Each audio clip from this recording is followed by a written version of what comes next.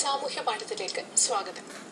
ഒരു വ്യക്തിയുടെ ജീവിത വിജയം നിർണ്ണയിക്കുന്നതിൽ അതിപ്രധാനമായ സ്ഥാനമാണ് ആ വ്യക്തി തിരഞ്ഞെടുക്കുന്ന തൊഴിൽ മേഖലയ്ക്കുള്ളത്.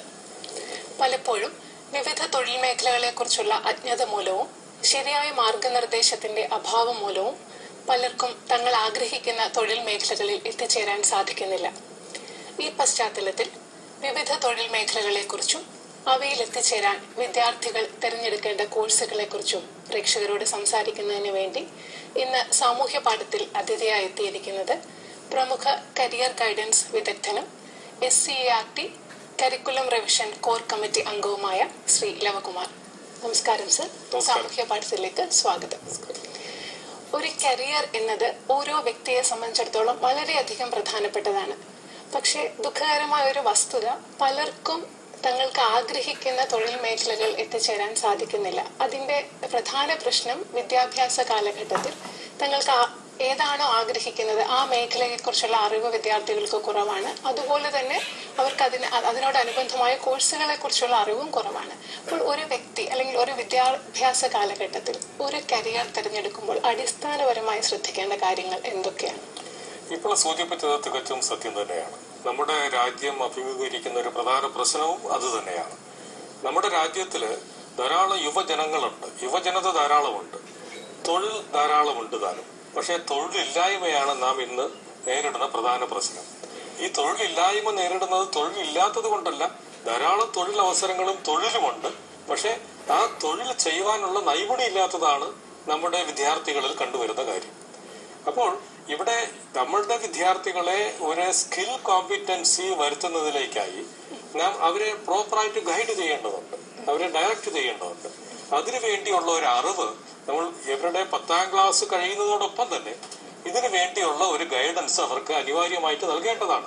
അത് നൽകാത്തത് കൊണ്ടാണ് ഈ കുട്ടികൾ തുടർ വിദ്യാഭ്യാസം നേരിട്ട് അടുത്ത സ്റ്റേജ് ബൈ സ്റ്റേജ് ആയിട്ട് പോകുന്നത്. അതിന്റെ ഫലമോ അവർ ഗ്രാജുവേറ്റ് ആകാം, എഞ്ചിനീയർ ആകാം, പക്ഷെ തൊഴിൽ ചെയ്യുവാനുള്ള നൈപുണ്യം ശ്രദ്ധിക്കുന്നില്ല.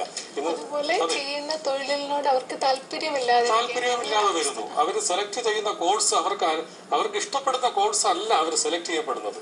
അതുകൊണ്ടും താല്പര്യമില്ലായ്മ വരുന്നുണ്ട്. അത് മാത്രമല്ല, ഏത് രാജ്യത്തിന്റെയും ഒരു തൊഴിൽ മേഖല നോക്കിക്കഴിഞ്ഞാൽ അതൊരു പിരമിഡിക്കൽ ഷേപ്പാണ്. പിരമിഡിക്കൽ ഷേപ്പ് വരുമ്പോൾ ആ പിരമിഡിന്റെ ഷേപ്പ് തന്നെ ഏറ്റവും മുകളിൽ കുറച്ച് സ്ഥലമേ ഉള്ളൂ. അവിടെ എഞ്ചിനീയേഴ്സോ പ്ലാനേഴ്സോ ഡിസൈനേഴ്സോ മാത്രമായിരിക്കും ഉണ്ടായിരിക്കുക. എന്നാൽ അതിന് മിഡിൽ തട്ടുകൊണ്ട് അതിന്റെ താഴെ തട്ടുകൊണ്ട് ആ ബേസ് ലെവലാണ് സ്കിൽ കോമ്പിറ്റൻസി ഉള്ള അടിസ്ഥാനമായിട്ടുള്ള യുവജനങ്ങളെ നമുക്ക് ഏറ്റവും അധികം വേണ്ടത്. പക്ഷെ അതാണ് ഏറ്റവും കൂടുതൽ ശ്രദ്ധിക്കപ്പെടാതെ പോകുന്നതും അത് തന്നെയാണ്. അപ്പോൾ അത് എവിടെയാണ് ചെയ്യേണ്ടത്? നേരത്തെ സൂചിപ്പിച്ച മാതിരി ഇവരുടെ എഡ്യൂക്കേഷന്റെ പ്രാഥമിക തലത്തിൽ തന്നെയാണത് ഗൈഡൻസ് കൊടുക്കേണ്ടത്. ഇപ്പൊ നമ്മൾ അതിനെക്കുറിച്ച് പടിപടിയായിട്ട് ചർച്ച ചെയ്ത് വരികയാണെങ്കിൽ സ്കൂൾ തലത്തിൽ അങ്ങനെ ഒരു പ്രശ്നം വിദ്യാർത്ഥികൾ അഭിമുഖീകരിക്കുന്നില്ല. 10ാം ക്ലാസ് കഴിയുന്നതോടുകൂടി ഹ്യൂമാനിറ്റീസ് സ്ട്രീമാണോ അതോ കൊമേഴ്സ് ആണോ അതോ സയൻസ് സ്ട്രീമാണോ, ഇതൊരു അടിസ്ഥാനപരമായിട്ടുള്ള ആശയക്കുഴപ്പമാണ്. ഇവിടെയാണ് പ്രധാനപ്പെട്ട ഒരു തീരുമാനം എടുക്കേണ്ടത്. ആ സമയത്ത് വിദ്യാർത്ഥികൾ എന്തിനെ അടിസ്ഥാനപ്പെടുത്തിയായിരിക്കണം അവരുടെ തീരുമാനം എടുക്കേണ്ടത്? 10ാം ക്ലാസ് ശരിക്കും പറഞ്ഞ ഒരു ടേണിംഗ് പോയിന്റ് തന്നെയാണ്. വ്യക്തമായിട്ടുള്ള ഒരു ടേണിംഗ് പോയിന്റ് 10ാം ക്ലാസ് ആണ്. അപ്പൊ 10ാം ക്ലാസ് വരുമ്പോൾ നമ്മുടെ വിദ്യാർത്ഥികൾക്ക് അവർക്ക് അറിവ് നൽകേണ്ടത്, അവർ തുടർന്ന് പോകേണ്ടത് ഏത് ട്രാക്കിൽ കൂടിയാണ് പോകേണ്ടത് എന്നുള്ളതിന്റെ എല്ലാ ട്രാക്കിന്റെയും കാര്യങ്ങൾ അവർക്ക് പറഞ്ഞു മനസ്സിലാക്കി കൊടുക്കുക. അതിനകത്ത് നേരത്തെ ഇവിടെ സൂചിപ്പിച്ചു humanities, science stream, commerce stream എന്നുള്ള സ്ട്രീം പൊതുവെ എല്ലാവർക്കും അറിയാം. 10ാം ക്ലാസ് കഴിഞ്ഞ ഉടൻ തന്നെ ഒരു ഹ്യൂമാനിറ്റീസ് സ്ട്രീമോ അല്ലെങ്കിൽ സയൻസ് സ്ട്രീമോ എടുത്ത് പോകണം എന്നുള്ളത് അറിയാം. പക്ഷെ അതിന് ഉപരിയായിട്ട് തൊഴിൽ മേഖല കൂടി വളർത്തുന്നതിന് വേണ്ടി ഉപകരിക്കുന്ന മറ്റ് മേഖലകളുണ്ട്. അതിലൊന്നാണ് 10ാം ക്ലാസ് കഴിഞ്ഞുടൻ തന്നെ മെട്രിക് അല്ലെങ്കിൽ നോൺ മെട്രിക് ട്രേഡോടുകൂടി ITIയിൽ ചേരാം. അതിനകത്ത് ധാരാളം ട്രേഡുകളുണ്ട്. അത് 6 മാസത്തെ ട്രേഡ് മുതൽ 2 വർഷത്തെ ട്രേഡ് വരെയുള്ളതുണ്ട്. അപ്പോൾ മെട്രിക് ട്രേഡ് 10ാം ക്ലാസ് പാസ്സായ വിദ്യാർത്ഥികൾക്കുള്ള മെട്രിക് ട്രേഡുകളുണ്ട്. അപ്പോൾ ആ ട്രേഡ് കഴിഞ്ഞാൽ തന്നെ അവർക്ക് 1 ഇയർ അപ്രന്റീസ്ഷിപ്പ് കിട്ടും. അതോടൊപ്പം തന്നെ തൊഴിൽ മേഖലയിൽ പോവുകയും ചെയ്യാം. സുനിശ്ചിതമായി ജോലി കിട്ടുന്ന ഒരു മേഖലയാണ് ITIയിൽ പഠിച്ചു കഴിഞ്ഞാൽ. മെട്രിക്കോ നോൺ മെട്രിക്കോ ട്രേഡുകൾ പഠിച്ചു കഴിഞ്ഞാൽ ജോലി സ്കിൽ കോമ്പിറ്റൻസി അറ്റൈൻ ചെയ്യാൻ അവർക്ക് ജോലി കിട്ടുകയും ചെയ്യും. അത് കുറച്ചുകൂടെ ഉയർന്ന ജോലി കിട്ടണമെന്നുണ്ടെങ്കിൽ അവർക്ക് പോളിടെക്നിക് സ്ട്രീമിൽ പോകാം. അതാണെങ്കിൽ പോളിടെക്നിക് സ്ട്രീം വരുമ്പോൾ 3 ഇയർ കോഴ്സാണ്. പോളിടെക്നിക്കിന്റെ എഞ്ചിനീയറിംഗ് സ്ട്രീമുകളാണ്. അത് 3 വർഷത്തെ കോഴ്സുകളാണ്. ഈ പോളിടെക്നിക് പഠിച്ചവർക്ക് എഞ്ചിനീയറിംഗിലേക്ക് ലാറ്ററൽ എൻട്രി അങ്ങനെ ഒരു സംവിധാനം ഉണ്ട്. പോളിടെക്നിക്കിന്റെ 3 വർഷത്തെ എഞ്ചിനീയറിംഗ് കഴിഞ്ഞിട്ട് അവർക്ക് തൊഴിൽ ചെയ്യാൻ പോകാം, തൊഴിൽ ലഭിക്കും. പക്ഷെ തൊഴിലല്ല. കാരണം പോളിടെക്നിക് കഴിഞ്ഞാൽ അവരുടെ 3 വർഷത്തെ പോളിടെക്നിക് കോളേജിലുള്ള എഡ്യൂക്കേഷൻ തന്നെ അവരുടെ സ്കിൽ കോമ്പറ്റൻസി അറ്റൈൻ ചെയ്യുന്നു. അതിലുപരിയായിട്ട് അവർക്ക് internship, 1 year internship, apprenticeship training സ്കീമുണ്ട് ഗവൺമെന്റ് ഓഫ് ഇന്ത്യയുടെ. അതിലോട്ട് പോകാം. അത് കഴിഞ്ഞതിന് ശേഷം അവർക്ക് വേണമെങ്കിൽ, അല്ലെങ്കിൽ അപ്രന്റീസ്ഷിപ്പിന് പോകാതെ തന്നെ അവർക്ക് നേരിട്ട് എഞ്ചിനീയറിംഗിന്റെ ഡിഗ്രി കോഴ്സുകൾക്ക് ചേരാം. അങ്ങനെ ചേരുമ്പോൾ എഞ്ചിനീയറിംഗിന് 4 വർഷമാണല്ലോ പഠനം. ഈ 4 വർഷം അവർ പഠിക്കണ്ട, അവർക്ക് നേരിട്ട് 2ാമത്തെ വർഷം ലാറ്ററൽ എൻട്രി വഴി പഠിക്കുവാൻ പറ്റും. പലപ്പോഴും വിദ്യാർത്ഥികൾക്ക് ഇതിനെ കുറിച്ച് അറിവില്ല. ശരിക്കും പറഞ്ഞാൽ ഈ നമ്മൾക്ക് എഞ്ചിനീയറിംഗ് കഴിഞ്ഞതിന് ശേഷം മിക്കവാറും ക്യാമ്പസ് റിക്രൂട്ട്മെന്റ് ഉണ്ടാകുമ്പോൾ ഏതെങ്കിലും മൾട്ടിനാഷണൽ കമ്പനികൾ വന്ന് ക്യാമ്പസിൽ ഒന്ന് റിക്രൂട്ട് ചെയ്ത് കൊണ്ടുപോകാറുണ്ട്. ഇനി അങ്ങനെ അല്ലെങ്കിൽ പോലും റിക്രൂട്ട്മെന്റിന് ഫോർമൽ രൂപത്തിൽ പോയാൽ പോലും ഈ പോളിടെക്നിക് പഠനം കഴിഞ്ഞതിന് ശേഷം എഞ്ചിനീയറിംഗ് പൂർത്തിയാക്കുന്ന വിദ്യാർത്ഥികളാണെങ്കിൽ അവർക്കായിരിക്കും സ്കിൽ കോമ്പറ്റൻസ് കൂടുതലും, സംശയമേ വേണ്ട എന്നാണ് എല്ലാ മൾട്ടിനാഷണൽ കമ്പനികളും സൂചിപ്പിക്കുന്നത്, റിക്രൂട്ട് ചെയ്യുന്നത്. അവർക്കൊരു പ്രിഫറൻസ് ഉണ്ടാകും. എന്നാൽ മറ്റൊരു കാര്യം സൂചിപ്പിക്കട്ടെ, ഇന്നോവേറ്റീവ് ഐഡിയ വെച്ചുകൊണ്ട് എഞ്ചിനീയറിംഗ് പഠനത്തിന് ശേഷം ഇന്നോവേറ്റീവ് ആയിട്ടുള്ള ക്രിയേറ്റിവിറ്റിയിലോട്ടാണ് പോകുന്നതെങ്കിൽ അവർക്ക് അങ്ങനെയാണെങ്കിൽ നേരിട്ട് ആ ഒരു +2 കഴിഞ്ഞതിന് ശേഷം ഒരു 4 വർഷത്തെ എഞ്ചിനീയറിംഗ് കഴിഞ്ഞ് അത് കഴിഞ്ഞ് MTech കഴിഞ്ഞ് അങ്ങനെ അവർക്ക് ഉയർന്നു പോകുവാനും സാധിക്കും. അത് നല്ലത് തന്നെ. പക്ഷെ ഒരു തൊഴിൽ ലക്ഷ്യമായിട്ട് പോവുകയാണെന്നുണ്ടെങ്കിൽ പോളിടെക്നിക്കും ആണ് ഏറ്റവും നല്ലത്. പോളിടെക്നിക് കഴിഞ്ഞതിന് ശേഷം അവർക്ക് എഞ്ചിനീയറിംഗ് പഠനത്തിലോട്ട് പോകുന്നതാണ് നല്ലത്. അതോടൊപ്പം തന്നെ മറ്റൊരു പ്രധാന മേഖലയുണ്ട് 10ാം ക്ലാസ് കഴിഞ്ഞാൽ. അത് ഡ്യുവൽ സർട്ടിഫിക്കറ്റ് പ്രോഗ്രാം കൊടുക്കുന്ന നമ്മുടെ കേരള സർക്കാരിന്റെ ഒരു സ്കീമാണത്. അത് വൊക്കേഷണൽ ഹയർ സെക്കൻഡറി സ്കീം എന്നാണ് പറയുന്നത്. അത് ഡ്യുവൽ സർട്ടിഫിക്കറ്റ് ആണ്. അതിനകത്ത് 2 ഓപ്ഷൻ ഉണ്ട്. പോളിടെക്നിക് കഴിഞ്ഞാൽ അവർക്ക് എംപ്ലോയ്മെന്റിന് പോകാം, അല്ലെങ്കിൽ എഞ്ചിനീയറിംഗ് പഠനത്തിന് പോകാം.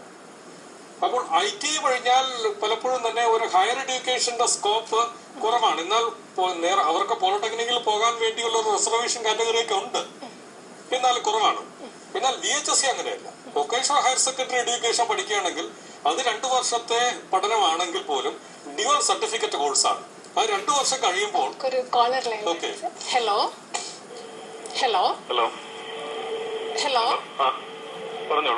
ആരാണ് സംസാരിക്കുന്നത്? എന്റെ പേര് മധു എന്നാണ്.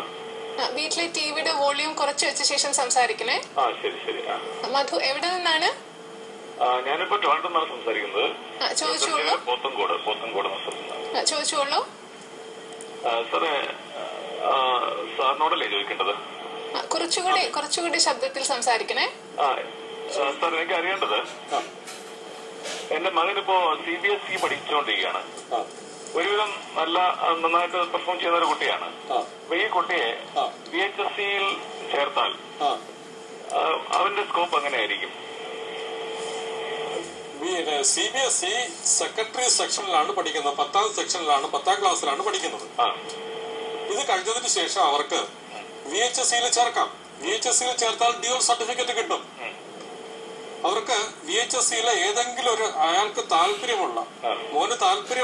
വ്യക്തമായി താല്പര്യമുള്ള ഒരു ട്രേഡ് തിരഞ്ഞെടുക്കാം. അതിനകത്ത് പിന്നെ അഗ്രികൾച്ചർ ട്രേഡ് ആണെങ്കിൽ അത്, അല്ല എഞ്ചിനീയറിംഗ് ട്രേഡ് ആണെങ്കിൽ അത്. അപ്പൊ ഇങ്ങനെയുള്ള അങ്ങനെയുള്ള 7-8 ബ്രാഞ്ചുകളുണ്ട് VHSCയിൽ. ഏത് ട്രേഡാണോ താല്പര്യമുള്ളത് ആ ട്രേഡ് തിരഞ്ഞെടുക്കാം. എഞ്ചിനീയറിംഗിലാണെങ്കിൽ 12-13 ട്രേഡുകളുണ്ട് എഞ്ചിനീയറിംഗിൽ തന്നെ. അത് സിവിലിന്റെ ഉണ്ട്, മെക്കാനിക്കലുണ്ട്, ഇലക്ട്രിക്കലുണ്ട്, ഓട്ടോമൊബൈലിന്റെ ഉണ്ട്, മറൈനിന്റെ ഉണ്ട്, തുടങ്ങി ഒരുപാട് ട്രേഡുകളുണ്ട് അതിനകത്ത്. അതിലേതെങ്കിലും ഒരു ട്രേഡ് തിരഞ്ഞെടുക്കാം. അതിൽ എഞ്ചിനീയറിംഗിന് താല്പര്യമുണ്ടെങ്കിൽ അങ്ങനെയുള്ള ട്രേഡ് തിരഞ്ഞെടുക്കാം.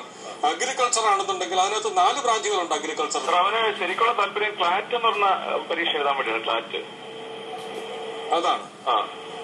അപ്പോൾ അതിനകത്ത് ഇത് കഴിഞ്ഞതിന് ശേഷം അപ്പോൾ അവർക്ക് എഞ്ചിനീയറിംഗ് ട്രേഡ് തന്നെ തിരഞ്ഞെടുത്ത് പഠിക്കൂ. ഏതെങ്കിലും ഒരു എഞ്ചിനീയറിംഗ് ട്രേഡ് തിരഞ്ഞെടുത്ത് പഠിക്കൂ. ശരി സാർ, ഒരു കാര്യം കൂടി ചോദിച്ചോട്ടെ. ഞാനവരുടെ പ്രോസ്പെക്ടസ് ഞാൻ കണ്ടിരുന്നു. അപ്പൊ അതിനകത്ത് ഒരുപാട് കോഴ്സുകൾ പറയുന്നുണ്ട്. ഈ കോഴ്സുകളില് ഈ തുടർ പഠനത്തിന് സാധ്യതയുള്ള അതേ കോഴ്സിൽ തന്നെ തുടർ പഠനത്തിന് സാധ്യതയുള്ള അല്ലെങ്കിൽ അതിനുവേണ്ടി റിസർവ് ചെയ്തിട്ടുള്ള വിദ്യാർത്ഥിക്കാർക്ക് റിസർവ് ചെയ്തിട്ടുള്ള കോഴ്സുകൾ ഏതെല്ലാം ഉണ്ട്? എല്ലാ കോഴ്സുകളും തുടർ പഠനത്തിന് സാധ്യത ഉള്ളതാണ്. കാരണം ഇതിലെ ഡ്യുവൽ സർട്ടിഫിക്കറ്റ് എന്ന് പറയുമ്പോൾ ഒന്ന് എംപ്ലോയ്മെന്റ് സർട്ടിഫിക്കറ്റും മറ്റൊന്ന് ഹയർ എഡ്യൂക്കേഷൻ സർട്ടിഫിക്കറ്റുമാണ്. ഹയർ സെക്കൻഡറിക്ക് തുല്യമായ സർട്ടിഫിക്കറ്റാണ്. അപ്പോൾ അത് ഏത് കോഴ്സിനും തുടർ പഠനം സാധ്യമാകും. റിസർവേഷൻ ഉണ്ടോ അവർക്ക്? ഏതെങ്കിലും കോഴ്സുകൾക്ക് ഇപ്പോ അഗ്രികൾച്ചർ പഠിക്കുന്നവർക്ക് അഗ്രികൾച്ചർ PSC എഴുതാൻ വേണ്ടി റിസർവേഷൻ അങ്ങനെ എന്തെങ്കിലും ഉണ്ടോ? ഇല്ല, അങ്ങനെ ഒരു റിസർവേഷൻ ഇല്ല. അങ്ങനെ റിസർവേഷൻ ഇല്ല. ചില MLT കോഴ്സ് പോലെയുള്ള കാര്യങ്ങൾക്ക് റിസർവേഷൻ നൽകി വരുന്നുണ്ട് ചില യൂണിവേഴ്സിറ്റികൾ. മറ്റേതെങ്കിലും കോഴ്സ് ഉള്ളതായിട്ട് അറിയാമോ സാർ? ഏതാണ്? മറ്റേതെങ്കിലും കോഴ്സിന്? മറ്റേ കോഴ്സുകൾക്ക് റിസർവേഷൻ ആയിട്ടില്ല. പക്ഷെ ഇവർക്ക് ഇന്റർവ്യൂ പോലെയുള്ള സംവിധാനം വരുന്ന സ്ഥലങ്ങളിൽ അവർക്ക് പ്രിഫറൻസ് ലഭ്യമാകും. ഡിപ്പാർട്ട്മെന്റ് തലത്തിൽ ഇതിനൊരു റിസർവേഷൻ ഉണ്ടാക്കിയെടുക്കുന്ന നടപടി ആലോചിച്ചുകൂടെ? അല്ല, അത് ഡിപ്പാർട്ട്മെന്റുമായിട്ട് കൺസൾട്ട് ചെയ്യണം. അങ്ങനെയുള്ളത് ശരിക്കും അവരുടെ മേഖല തന്നെയാണ്. ഇപ്പൊ അഗ്രികൾച്ചർ പഠിക്കുന്ന ഒരു വിദ്യാർത്ഥി അഗ്രികൾച്ചറിന്റെ പ്രാഥമികമായ എല്ലാ കാര്യങ്ങളോടും പഠിക്കുന്നു. അതിനകത്ത് ഓർണമെന്റൽ ആയിട്ടുള്ള കാര്യങ്ങളെല്ലാം പഠിക്കുന്നു. അഗ്രികൾച്ചറിന്റെ ബേസ് സയൻസ് പഠിക്കുന്നുണ്ട്. അഗ്രികൾച്ചറിന്റെ എല്ലാ ടെക്നോളജിയും അതിനകത്ത് പഠിക്കുന്നുണ്ട്. അപ്പോൾ BSc അഗ്രികൾച്ചർ ഇപ്പൊ എൻട്രൻസ് എക്സാമിനേഷൻ വഴിയാണ് BSc അഗ്രികൾച്ചറിന്റെ സെലക്ഷൻ തന്നെ നടത്തുന്നത്. അങ്ങനെ വരുമ്പോൾ VHSCക്കാർക്ക് അങ്ങനെ ഒരു പ്രിഫറൻസ് വേണമെന്നുണ്ടെങ്കിൽ അത് ഗവൺമെന്റുമായിട്ട് കൺസൾട്ട് ചെയ്ത് അങ്ങനെ ഒരു പ്രിഫറൻസ് നേടാൻ സാധിക്കും. അതേ പറ്റുള്ളൂ. വിളിച്ചതിന് നന്ദി സാർ. ഇപ്പം VHSCയിൽ ജോയിൻ ചെയ്യുന്ന